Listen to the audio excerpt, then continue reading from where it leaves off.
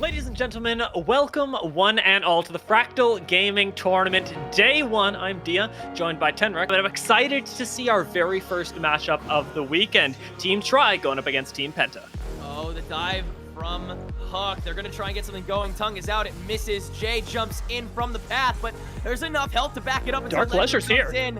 And, oh, man. Penta might not be able to back up. This is big. Oh my lord, the slow lands as well. Flash from Dark Leisure. Oh my, Huck is almost dead, but Dark Leisure steps into the turret. He takes 2 turret shots, and Novacrone gets excited. Now J51 flashing forward. AC is going to get knocked up here. The third auto lands. Novacrone is going to be able to pick up a second assist.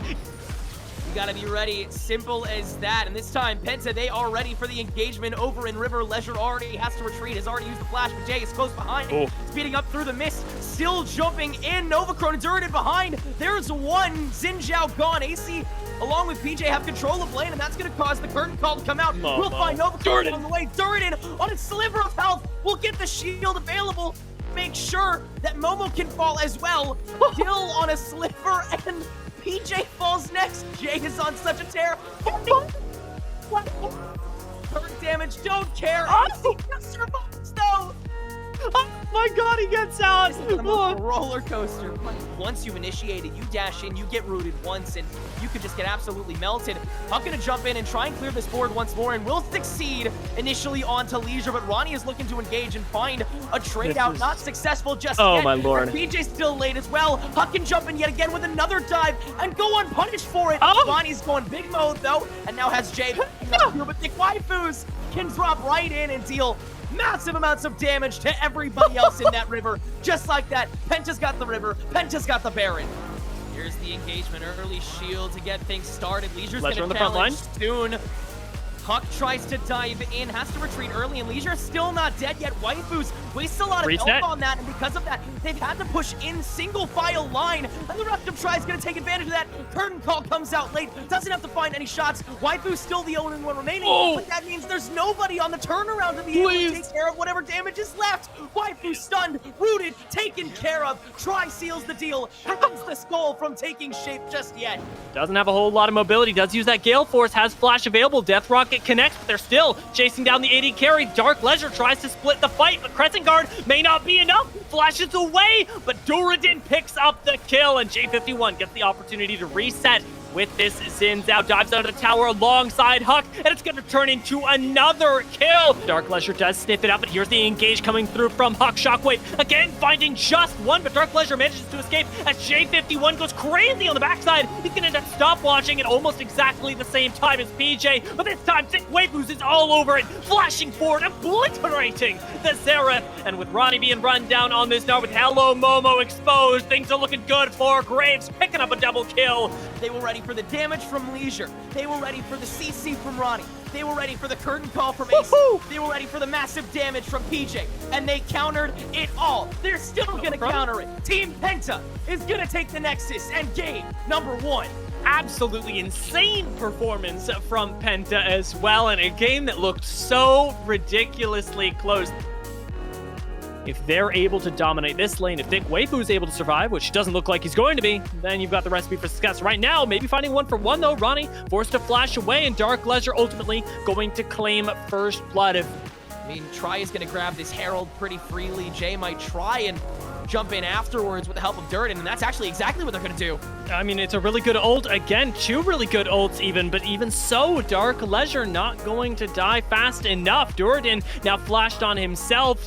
Does end up getting gold carded and gets out with the blast cone, it looks like. Thick Waifus may be able to pick up a kill. Counter-Strike does a lot of work, but does it do enough? Shut down. But no vision. Certainly a lot of space available here. Jay's going to try and engage on Ronnie, actually, and Waifus is there to try and support him, so Ronnie's just going to have to try and get out of here. Has the Counter-Strike available to do it, but Waifus is here to engage, and Leisure might be a little too late to the party here. The TP's coming in, though, and just like that, Jay, Waifus might be in too much danger, but Ronnie's already gone. Back to a 2v2 and a lot of resources. 3v3. The temper tantrum's already out, and PJ's on the way to go too, and that's available for Waifus to go away, and follow that quickly is Jay taking down Momo, and the ult on to PJ as well. Everybody's now up in top lane. Does get a little bit of vision, goes over the wall into 3 members. Will he go down? Cleanse gets used, gold card connects. AC's gonna start popping off right now. Finds a 1 pick and is gonna make it 2, maybe even 3. Thick Waifus does come in to try and stop it, but he goes down himself. It's a triple kill for AC.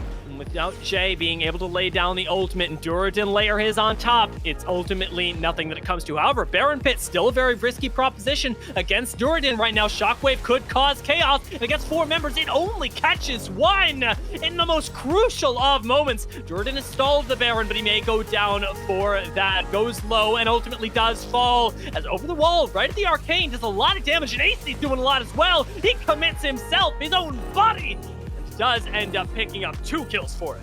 Okay, PJ goes for the little engage there. The terrifying thing about this push isn't even all the 4 people that are here, but it's the one that's in top lane as well. Nobody can challenge Ronnie. Nobody can challenge these 4. Dark Leisure looking for an engage on J51 under the Nexus Towers of all things. As Jay finds the ultimate onto AC, the cleanse comes through and the shockwave whiffs entirely with no cooldowns and what looks like very little hope. Penta may just be able to somehow claw their way back as a massive shutdown goes the way of Huck. As Try is going to re-enter the base here with a lot more diversity in where they can go. They have all the room in the world to go. The chances are limitless for them to just roam freely and take bodies wherever they so choose. Jay has to keep his presence and gets a curse out so the curtain call can come out. But the damage onto the Nexus is too heavy and too consistent. Team Try will dominantly take game number 2. I mean, the 2v2s with Lee Sin are just nasty at this point. Looks like they're nasty in the bot lane as well. PJ having to get away. Snipe could come through from Novachrone, but instead, a little bit of ammo going to be conserved. Huck instead stepping forward as flash from PJ and the heal coming in as well from both AD carries. Flash from Huck takes him a little bit further away, and as both ADCs chase down the respective supports, we're going to get 2 kills, a Gravitum lockup, and a double kill for Novachrone, seconds away from being completed. Last auto going to come in. AC goes down. Things are looking up for Penta. A bit of vision for Thick Waifus should mean that he's okay right now. Steals the initial movement speed, but hasn't expended the flash just yet. Instead getting stunned, has the level 6 to get out underneath the tower, but chooses instead to invest the flash. Now can ult Ronnie, but oh lord, just barely going wide on the unstoppable force. Means that both top laners are barely alive. Massive on this Zeri as well with the first mythic picked up. Triforce providing a lot to any skirmish that these two would take. The poke really not impacting Zeri as much anymore. AC instead committing over the wall, dodges the stun, and Huck should be dead here. One more Q does it. Novachrone now the one in trouble, though he's got red, white. It looks good. Chakram's not going to be enough, however, as a double kill goes the way of AC. Top lane's relatively cleared out. Duradin is there to support, so Ronnie has to back out for the moment, but he's about to run in to a much bigger squad, but the fight's already raging on as Leisure will find one, and Novachrone has to re-engage, but AC's right there with the damage. Novachrone hasn't escaped it yet. Moonlight Vigil ends up going wide, and that means that Novachrone can't do the damage either, and instead, a lot gets returned onto Thick Waifus. Kind of happening. I wouldn't classify that as kind of a fight. I would classify it as a hit and run, or a run and then hit, because that's kind of the sequence of how things started. That's going to be what happens again, as Leisure's going to run right in, do a lot of damage to Duradin this time, but this time the rest of the squad's available. Luxdog already used, and Leisure is on the retreat for Duradin's final blow. No, right now it is a game of survival. It is a game of get Duradin farm. He's already got the 2 items. Jay goes for the kick, goes for the engage. Thick Waifus ends up finding it. The ult's already been used, and it has found the pick. Jay is going to go down in trade. Ronnie is all over the backline, forcing the flash out of Novachrone, forcing the Gale Force, but it isn't enough to get the Aphelios away from this monster of a Jax. Ronnie continues to run forward, and EC follows it all up with a massive shutdown, picking up a kill, giving one over to Momo. Try run over Penta in the mid lane. They haven't found a lot of solid ground in this area just yet. They found the turret, they found some fights, but they haven't found this Baron yet.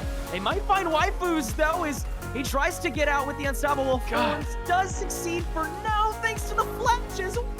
Oh my goodness, by the skin of his teeth. Ronnie, level 17, a monster on this Jax, is threatening to end the game. And Penta just want the Hextech soul that they worked for 3 dragons in a row, but they can't start this fight.